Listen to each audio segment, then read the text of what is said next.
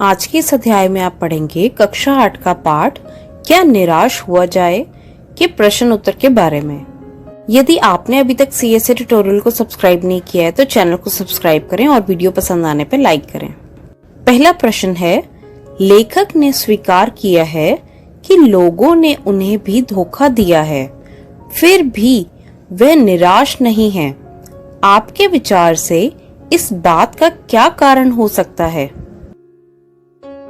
इसका उत्तर है, लेखक ने अपने व्यक्तिगत अनुभवों का वर्णन करते हुए कहा है कि उसने धोखा भी खाया है। क्योंकि लेखक एक आशावादी व्यक्ति हैं, उनके साथ कई निराशावादी घटनाएं हुई हैं, पर कुछ आशावादी और अच्छी घटनाएं भी हुई हैं। उनका मानना है कि अगर सुखद जीवन जीना है तो हमें अच्छी और आशावादी चीजों को याद रखना चाहिए। दूसरा प्रश्न है, समाचार पत्रों, पत्रिकाओं और टेलीविजन पर आपने ऐसी अनेक घटनाएं देखी सुनी होंगी जिनमें लोगों ने बिना किसी लालच के दूसरों की सहायता की हो या ईमानदारी से काम किया हो। ऐसे समाचार तथा लेख एकत्रित करें और कम से कम 2 घटनाओं पर अपनी टिप्पणी लिखें। इसका उत्तर है, सबसे पहली घटना है, अड़चनें भी डिगा नहीं पाई शिक्षिका का हौसला। संयोगियों को मिला भरपूर संयोग। जहां एक और शिक्षा का व्यापार करके लोग रात दिन अपनी जेब भरने में व्यस्त हैं, वहीं कुछ लोग ऐसे भी हैं जो तमाम अड़चनों के बावजूद मानसिक व शारीरिक रूप से असहाय बच्चों की सेवा करते हुए उनके जीवन में ज्ञान की रोशनी फैला रहे हैं। दूसरा है, गरीब बच्चों के लिए समर्पित जीवन। नोएडा के सेक्टर 12 में पिछले 19 वर्षों से एक महिला शिक्षक अनाथ व गरीब बच्चों को मुफ्त शिक्षा दे रही हैं। शिक्षा देने वाली इस महिला ने बच्चों की खातिर अपना घर तक नहीं बसाया। यह हर साल यहाँ पर आने वाले अनाथ बच्चों को साक्षर बनाना उनके जीवन का उद्देश्य बन गया है। तीसरा प्रश्न है, लेखक ने अपने जीवन की 2 घटनाओं में रेलवे टिकट बाबू और बस कंडक्टर की अच्छाई और ईमानदारी की बात बताई है। आप भी अपने किसी परिचित के साथ हुई किसी घटना के बारे में बताइए जिसमें किसी ने बिना किसी स्वार्थ के भलाई, ईमानदारी और अच्छाई के कार्य किए हों। इस प्रश्न का उत्तर है, समाचार पत्रों में नकारात्मक घटनाओं, हिंसा, लूट, मारपीट आदि की घटनाओं को प्रमुखता तथा बढ़ा चढ़ाकर प्रस्तुत किया जाता है। इन समाचार पत्रों में किसी की निस्वार्थ भलाई करने की घटनाएं कभी कभी ही छपती हैं। ऐसा नहीं है कि समाज में ऐसी घटनाएं घटती नहीं हैं। इस प्रश्न के उत्तर में आपने कोई ऐसी ही घटना का उदाहरण देना है। पर्दाफाश।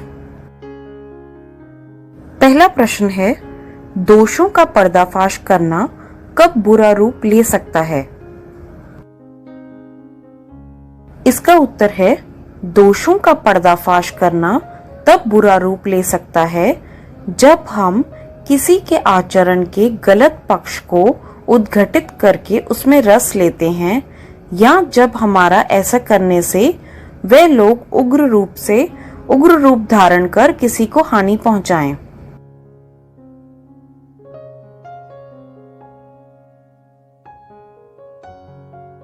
दूसरा प्रश्न है, आजकल के बहुत से समाचार पत्र या समाचार चैनल दोषों का पर्दाफाश कर रहे हैं। इस प्रकार समाचारों और कार्यक्रमों की सार्थकता पर तर्क सहित विचार लिखिए। इसका उत्तर है, टीवी चैनल पर व समाचार पत्रों द्वारा जो दोषों का पर्दाफाश किया जा रहा है वो पहले किसी सीमा तक सही हुआ करता था, परंतु आज टीवी चैनलों और समाचार पत्रों की भरमार के कारण उनके बीच में जिनमें श्रेष्ठ दिखने की होड़ ने धंधा बना दिया है। इससे लोग दोनों पक्ष की सच्चाई जाने बिना अपनी तरफ से दोषारोपण आरंभ कर देते हैं। इस बात को तनिक भी नहीं सोचते कि इससे किसी के जीवन पर बुरा असर पड़ सकता है। कारण बताइए। पहला प्रश्न है, निम्नलिखित के संभावित परिणाम क्या क्या हो सकते हैं? आपस में चर्चा कीजिए। जैसे, ईमानदारी को मूर्खता का प्राय समझा जाने लगा है। परिणाम, भ्रष्टाचार बढ़ेगा।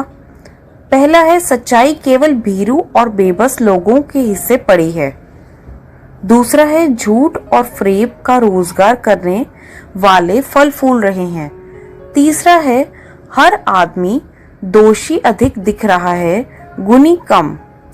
इसका उत्तर है, सच्चाई केवल भीरू और बेबस लोगों के हिस्से पड़ी है। इसका उत्तर है, लोग स्वार्थी बनेंगे। दूसरा है, झूठ और फरेब का रोजगार करने वाले फल फूल रहे हैं। इसका मतलब है अपने स्वार्थ के लिए दूसरों का अहित करेंगे। तीसरा है, हर आदमी दोषी अधिक दिख रहा है, गुनी कम। इसका अर्थ है लोगों का अविश्वास की भावना बढ़ेगी। सार्थक शीर्षक। पहला प्रश्न है, लेखक ने लेख का शीर्षक क्या निराश हुआ जाए क्यों रखा होगा? क्या आप इससे भी बेहतर शीर्षक सुझा सकते हैं?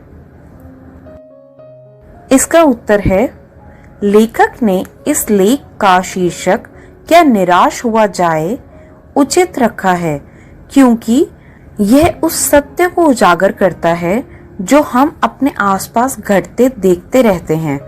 अगर हम एक दो बार धोखा खाने पर यही सोचते रहें कि इस संसार में ईमानदार लोगों की कमी हो गई है, तो यह सही नहीं होगा। यही कारण है कि लेखक कहते हैं, ठगा मैं भी गया हूं, धोखा मैंने भी खाया है, परंतु ऐसी घटनाएं भी मिल जाती हैं जब लोगों ने अकारण ही सहायता भी की है, जिससे मैं अपने को ढांढस देता हूं। इसका अन्य शीर्षक निराशा से आशा भी हो सकता है। दूसरा प्रश्न है, यदि क्या निराश हुआ जाए के बाद कोई विराम चिन्ह लगाने के लिए कहा जाए तो आप दिए गए चिन्हों में से कौन सा चिन्ह लगाएंगे? अपने चुनाव के कारण भी बताइए। इसका उत्तर है, क्या निराश हुआ जाए के बाद मैं प्रश्न चिन्ह क्या निराश हुआ जाए लगाना उचित समझती हूँ। समाज में व्याप्त बुराइयों के बीच रहते हुए भी जीवन जीने के लिए सकारात्मक दृष्टि जरूरी है। तीसरा प्रश्न है, आदर्शों की बात करना तो बहुत आसान है, पर उन पर चलना बहुत कठिन है। क्या आप इस बात से सहमत हैं? तर्क सहित उत्तर दीजिए। इसका उत्तर है, आदर्शों की बात करना तो बहुत आसान है, पर उन पर चलना बहुत कठिन है। मैं इस कथन से सहमत हूँ, क्योंकि व्यक्ति जब आदर्शों की राह पर चलता है तब उसे कई कठिनाइयों का सामना करना पड़ता है। असामाजिक तत्वों को अकेले सामना करना पड़ता है। सपनों का भारत। पहला प्रश्न है, हमारे महान ऋषियों के सपनों का भारत और रहेगा। आपके विचार से हमारे महान विद्वानों ने किस तरह के भारत के सपने देखे थे? लिखिए। इसका उत्तर है, हमारे महान मनीषियों ने एक आदर्श और बुराइयों से रहित भारत की कल्पना की थी। एक ऐसा भारत जहां लोगों में आपसी भाईचारे तथा परोपकार की भावना सर्वोपरि हो। भारत महान ऋषि मुनियों का देश रहा है। यहाँ के मनीषियों ने अपने त्याग से लोगों को नया जीवन दिया है। हमें भी उनसे प्रेरित होकर ऐसे कार्य के लिए अग्रसर होना चाहिए। दूसरा है, हमारे महान मनीषियों के सपनों का भारत और रहेगा। आपके सपनों का भारत कैसा होना चाहिए? लिखिए। इसका उत्तर है, हमारे सपनों का भारत हिंसा तथा बुराइयों से रहित होना चाहिए। लोगों में आपसी संबंध अच्छे होने चाहिए।